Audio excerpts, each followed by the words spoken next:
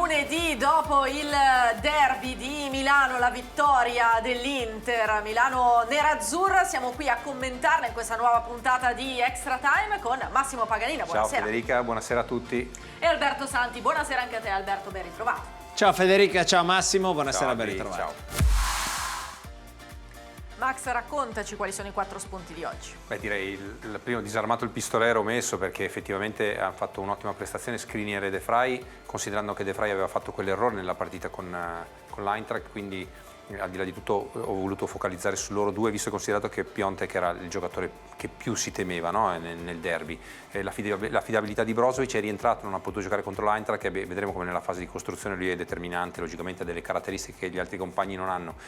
Prova di sostanza di Gagliardini, perché a mio modo di vedere non nella fase di costruzione ma soprattutto nella fase di rottura, di recupero palle è stato molto bravo e ha fatto una partita importante secondo me. L'ultima tatticamente perfetti, perché credo che la partita sia stata preparata molto bene da questo punto di vista e tutti i giocatori hanno fatto quello che dovevano, non ultima la posizione forse intermedia di Vessino che ha dato molto fastidio al Milan. Come sempre andiamo per ordine partendo dal primo. Sì, il primo andiamo a vedere come Skriniar e De Vrij qui e Skriniar per primo sono molto bravi, uno marca, l'altro copre, sono andati sempre in marcatura, in copertura e hanno sempre giocato sull'anticipo praticamente su Piontek che non ha avuto nessun pallone, all'altro partito ha toccato veramente poche palle, qui vediamo nella fase di ricostruzione Bakayoko cerca immediatamente la prima punta e qui è De Vrij molto alto nella metà campo avversaria che va ad intercettare Piontek che non gli permette di ripartire e permette all'Inter di riconquistare immediatamente il pallone, è una cosa che non ha fatto giovedì sera ma ieri sera è venuta veramente molto bene e ripeto, atteggiamento diverso e si è visto anche da queste prime battute. L'affidabilità di Brozovic forse si è sentita anche un po' la sua mancanza contro l'Eintracht. Purtroppo sì, perché ha delle caratteristiche, ripeto, che ormai si sono consolidate. Qui vediamo nella fase di costruzione del gioco come Andanovic gli dia il pallone, non ha nessun problema a darglielo, lui alza la testa e tante volte abbiamo visto nella fase di costruzione c'è Nainggolan delle volte, ma in questo caso c'è Vessino, palla a Lautaro Martinez, allargato sulla corsia di destra dove Politano ed Ambrosio hanno lavorato molto bene. Questo pallone qui poi viene messo nel mezzo. Poteva forse far meglio in questa fase Politano, però molto bene. Qui invece nella fase di costruzione del Milan, qui ripartenza, prende la palla Brozovic che decide a chi darla. Qui la dà sull'esterno, legge molto bene la situazione, la palla in mezzo di Perisic è calciata a lato da Vessino, ma di nuovo era riuscito a costruire il gioco molto bene.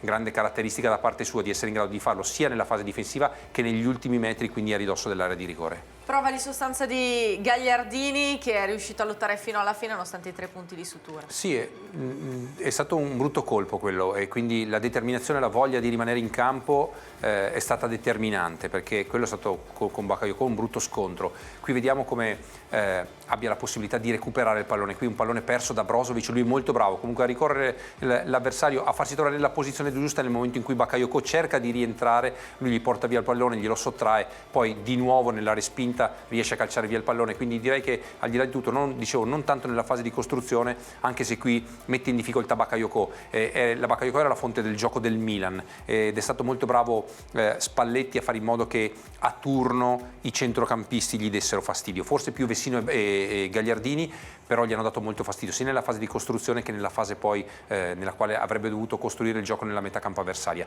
Qui l'ultimo, qui siamo all'80°, quindi partita quasi finita, fanno una grandissima rincorsa su Castillejo che è molto rapido, molto veloce, va a chiuderlo e mette la palla in fallo laterale, molto importante anche la disponibilità negli ultimi minuti a dare una mano ai compagni e quindi andare a chiudere nella fase difensiva. Un Inter nel complesso tatticamente perfetto. Sì, direi di sì, abbiamo preso degli spunti perché direi che la squadra si è comportata veramente molto bene. Qui nella fase di costruzione vediamo immediatamente, qui è Politano che rientra, era in ritardo su Paquetá ma è molto bravo a rientrare, va in sovrapposizione D'Ambrosio, lui scambia con Vessino che ha trovato sempre la posizione intermedia e ha la possibilità di andare a calciare. Qui probabilmente avrebbe dovuto fare un po' meglio Politano perché ha calciato ma il tiro non è stato particolarmente pericoloso. Qui invece nella fase di costruzione del gioco vediamo come ci sia la possibilità di nuovo nell'asse verticale, Brozovic, Vessino che si smarca, dà la palla a Lautaro Martinez in profondità, tocca per Perisic, va in profondità Martinez, Lautaro e mette questa palla che avrebbe potuto far molto male se l'avesse messa leggermente più in avanti, visto che Perisic aveva già preso posizione e sarebbe andato a calciare verso la porta.